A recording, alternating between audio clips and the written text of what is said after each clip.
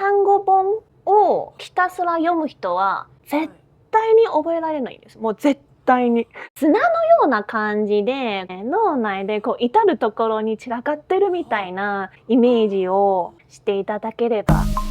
日本語カフェへようこそ。台湾で日本語を教えている日本人の春です。今日は日本語がペラペラの台湾人ティファニーさんにどうやったら単語を覚えやすくなるかと、どうやったらリスニング力を上げることができるかについて伺います。ティファニーさんは今ニューヨークの大学院で認知科学を勉強されていますが、台湾にいらっしゃった時は企業で通訳として働いていらっしゃいました。今日は特に外国語を勉強されている視聴者の皆さんが今日から始めることができる2つのことについて教えていただきます。ではインタビューを聞いてみましょう。経歴とかも含めて自己紹介していただいてもいいですか？はい、皆さんこんにちは。ティファニー・リュウと申します。そうですね、2016年の年末から YouTube で私が実用的だなと思った日本語を発信したり、勉強法について発信したりしてきましたが、今はニューヨークで、認知科学っていう学問、人はどうやって勉強学習をしていくのかについて、今はニューヨークのコロンビア大学で、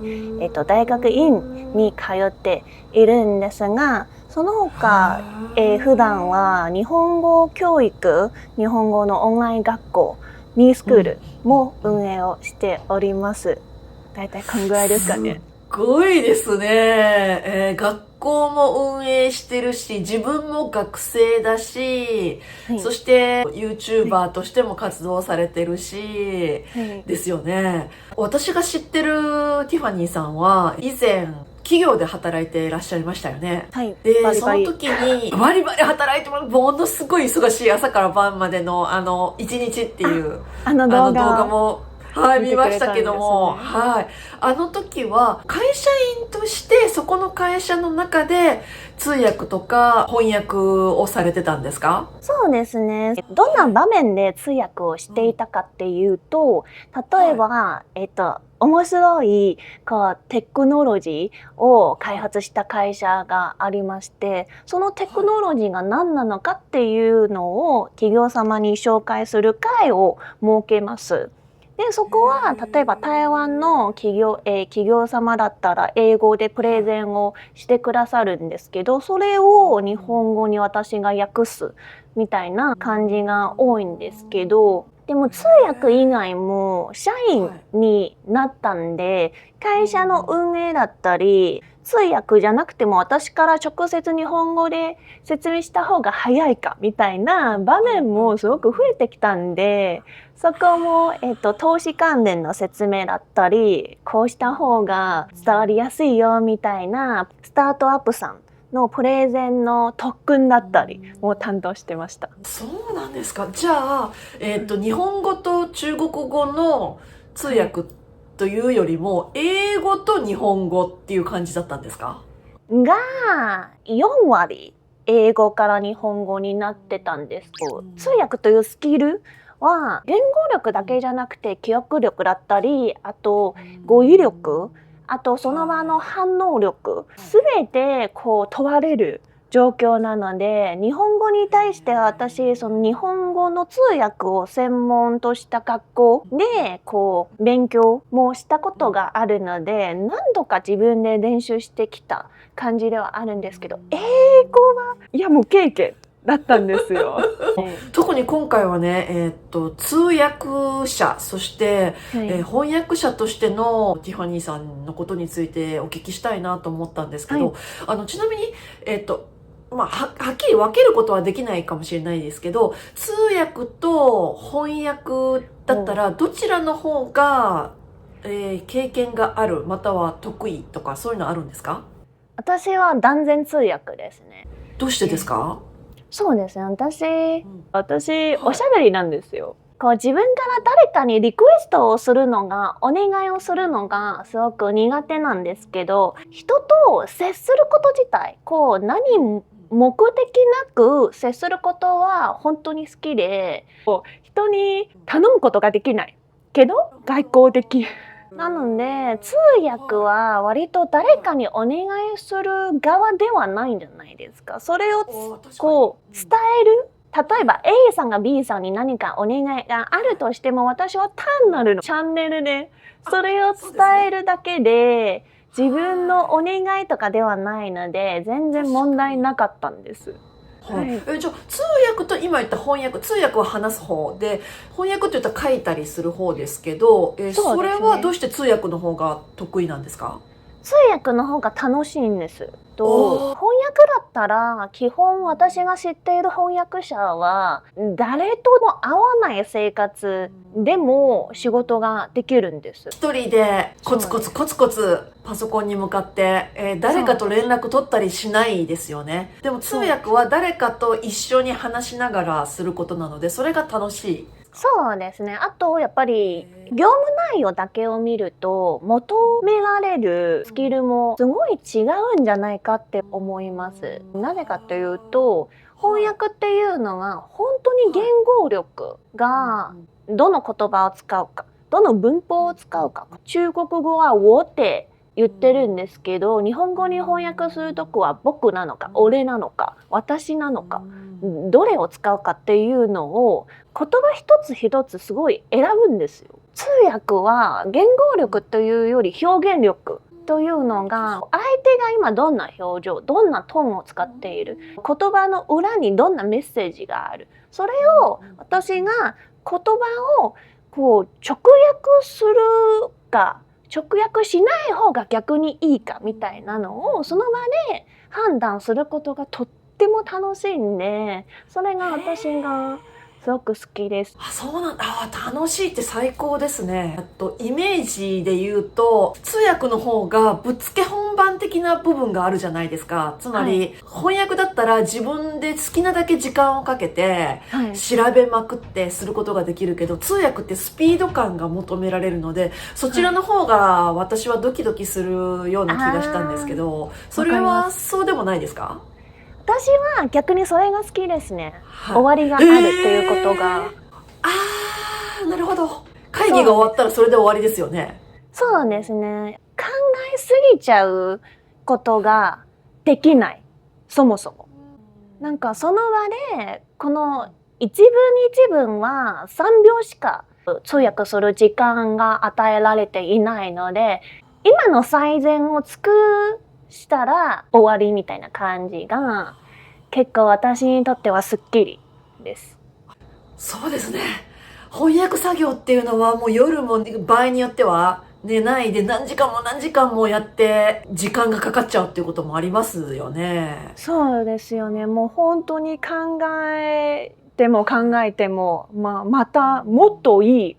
翻訳ができそうで、それが私の性格には合わないです。なるほど。私のチャンネルを見てくださってる視聴者さん、やっぱり悩んでることっていうのが語彙力ですね。単語力が本当になかなか伸びない。どうやって単語を覚えたらいいんだろうって悩んでらっしゃる方が多いんですけど、こういう通訳の仕事をしようと思ったら相当な語彙力が求められると思うんですけど、ティファニーさんはどうやってそんな膨大な語彙を覚えられたんですか？通訳っていうのが8割が事前準備なんじゃないかって私は思ってるんですね。やっぱりどれだけ勉強しても細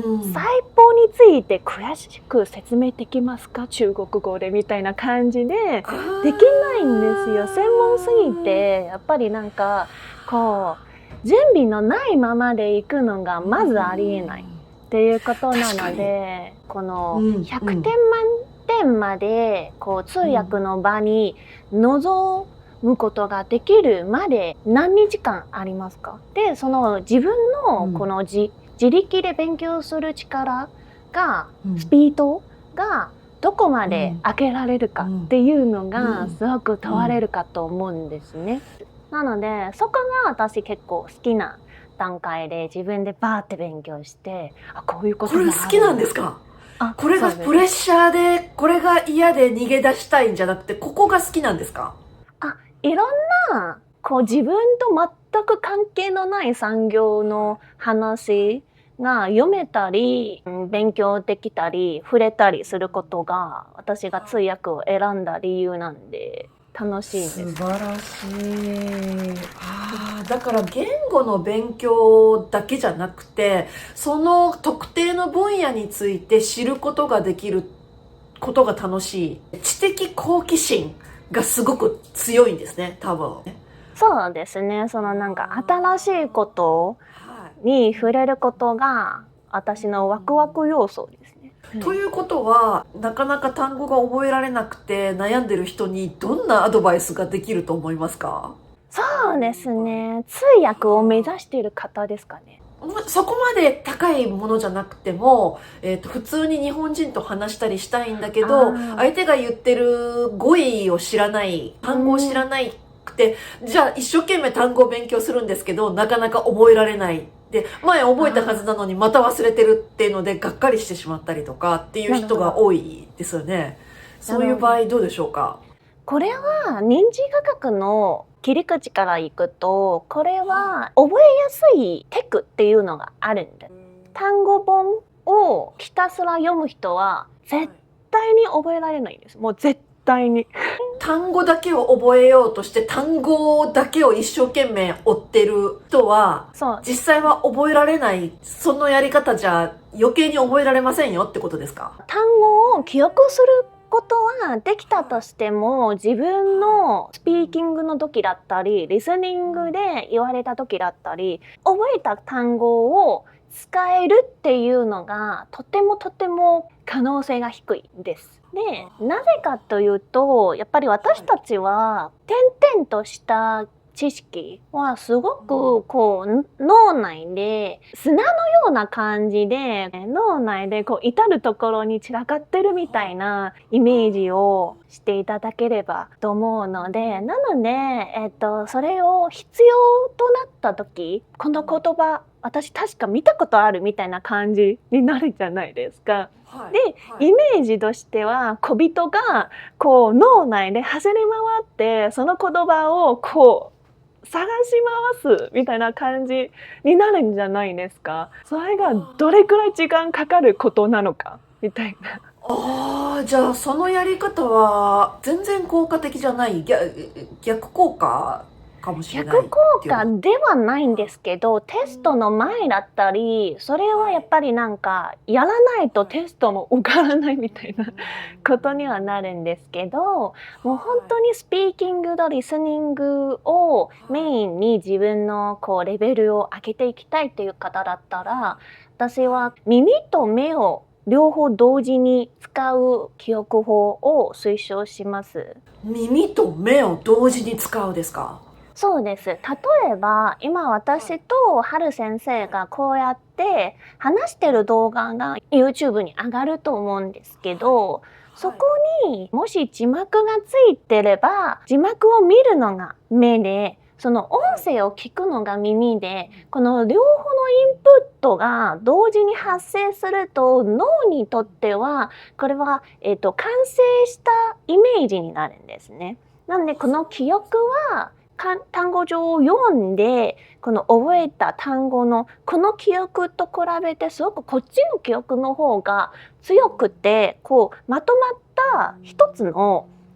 完成した記憶がこう脳に映像のような形で残るんですね。それが取り出しやすいし、自分で話したい時もその音声だったりアクセント、イントネーションとシチュエーションですね。どんな場面で使われたかというのが一気にこう取り出すことができるので、それがスピーキングとリスニングにすごく有効的。例えば、ちょうどよくこの必要な音声がないときはどうすればいいですか、みたいな質問が出てくると思うんですけど、今ちょうどこの春先生がこう喋っていらっしゃる動画があってよかったんですけど、こう、覚える単語がこんぐらいあるんですけど、どうすればいいのみたいな質問もあると思うんですけど、そうするときは自分で喋ってみることもすごく記憶の促進につながるんです。声に出すっていうことですね。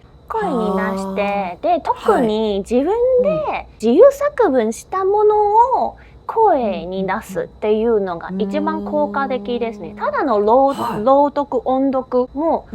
声に出さないよりはいいんですけど、でも、それ以上に自分で作った文は自分のこの単語と文法に対する理解もその場で確認できるんで、作るだけで。で、その作ったものをまた音読する。もしくは今 AI がすごく流行っていると思うんですけど、AI に入れて修正してもらう。その修正したものをもう一度音読するというのがすごく記憶の促進につながるし、この単語を正しく私の理解は合っているかどうかの確認も取れるんで、すごくいいです。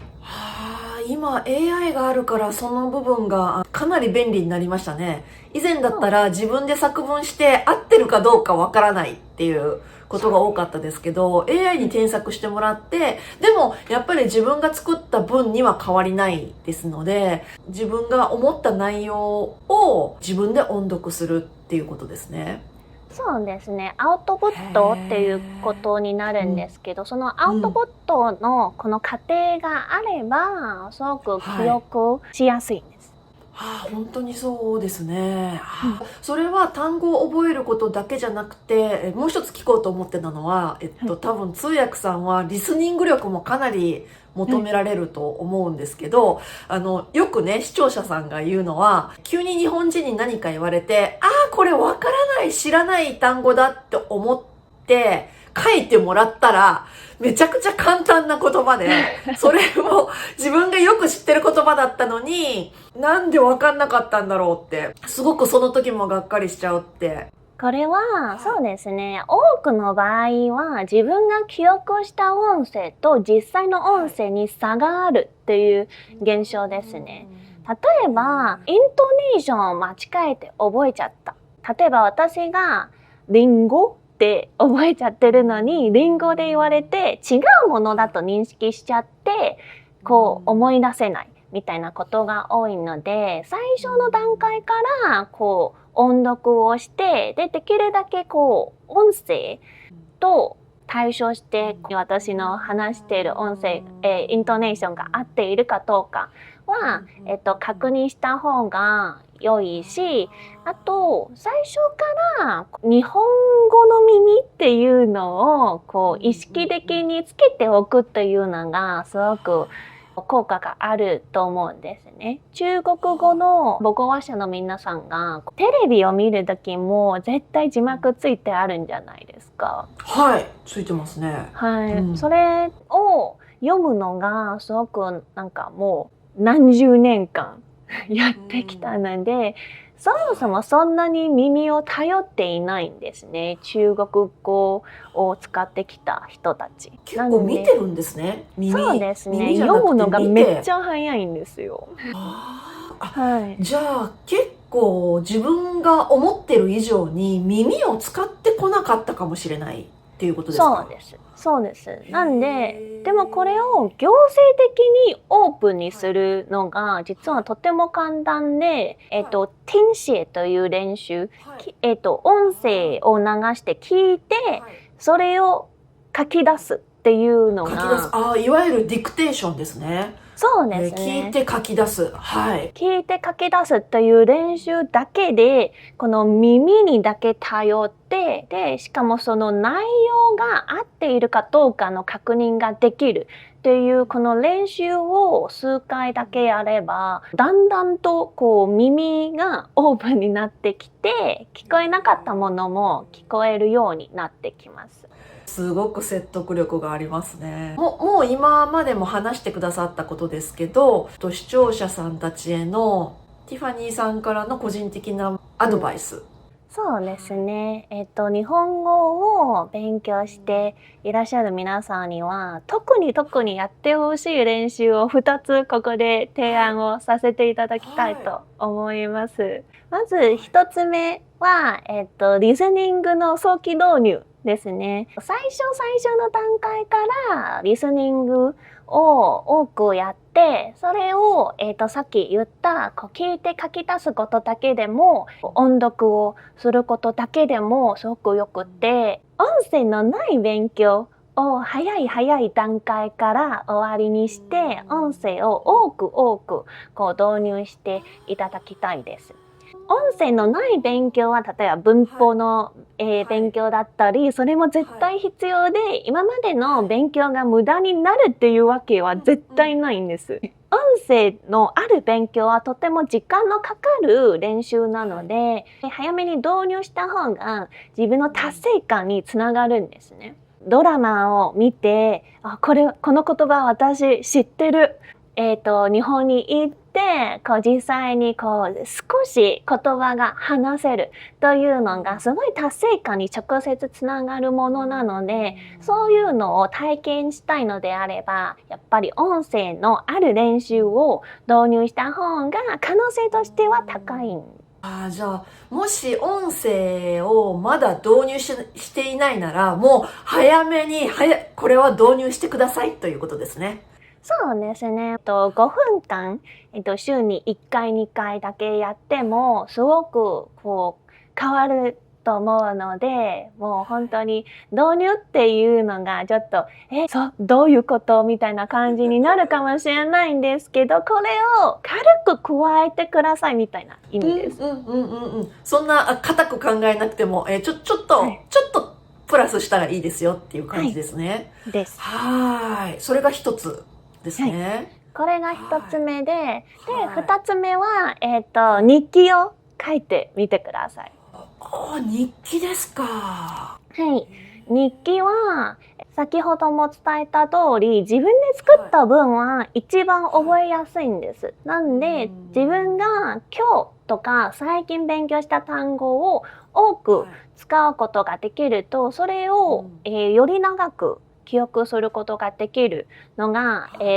その理由の一つ目なんですけど、もう一つの理由がやっぱり私たちが勉強している教科書の中で身の回りの生活とあんまり関連しないことが多いんじゃないですか。なんで勉強してて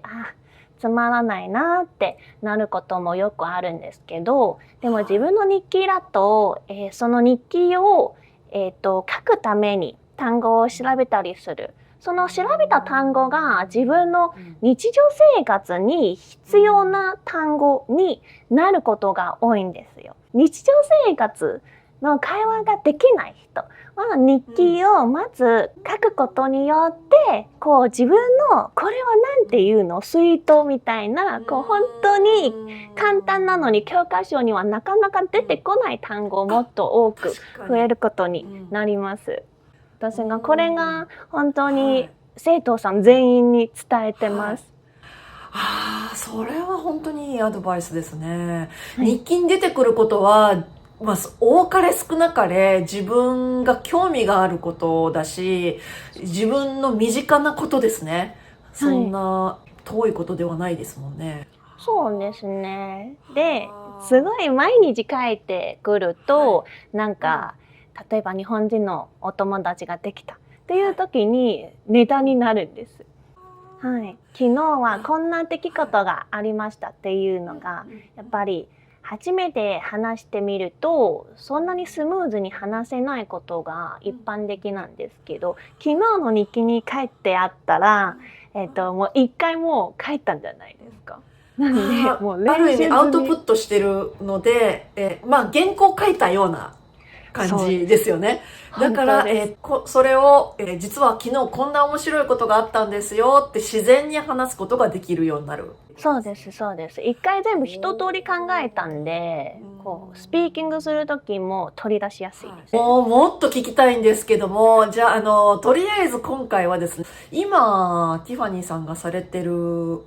活動とかについて、最後皆さんにお知らせしていただけますか？はい、もちろんです。ご紹介の通り、私 YouTube、Instagram 両方やっているんですけど、最近更新少ないです。月に1回くらいはみんなのためになる動画をできるだけ、更新するようにしています。で、その他、私のスクール、私の日本語の教育法と学習法に、もしご覧の皆さんが共感を、持ってくださったら、私がスクールやっています。ニースクールで私の勉強法で勉強してみたい方がもしいれば、多くはスピーキングの練習についてやっているんですけど、初級から、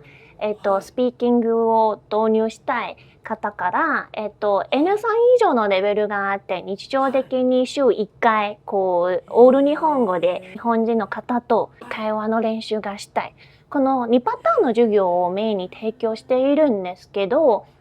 どれも楽しいです。ぜひ参加してみてください。はい。特に文法の、初級のこの授業なんですけど、私が認知科学を、メインに勉強をしているので、その認知科学のテクを多く入れていて、例えば文法もう初級の人たちなので、文法というのがやっぱり理解する速度が一番大事で、それをどれだけ早く理解できるかっていうのがやっぱり授業の時は中国語で受けた方がいいので、文法は中国語で教え、で、会話はオール日本語で練習するので、塾プラス家庭教みたいな、仕組みですね。おー、2本立てですね。すごくいいと思います。ぜひ、今これを見てらっしゃる中国語話者の方は、ぜひ、ニースクールチェックしてみてください。お願いします。イエーイですね。はい。言語学習についていろいろ具体的にどうすれば効率がいいのか教えていただくことができましたね。ティファニーさんが運営している学校については概要欄にリンクを載せておきますので、ぜひチェックしてみてくださいね。ではまた日本語カフェで会いましょう。はるでした。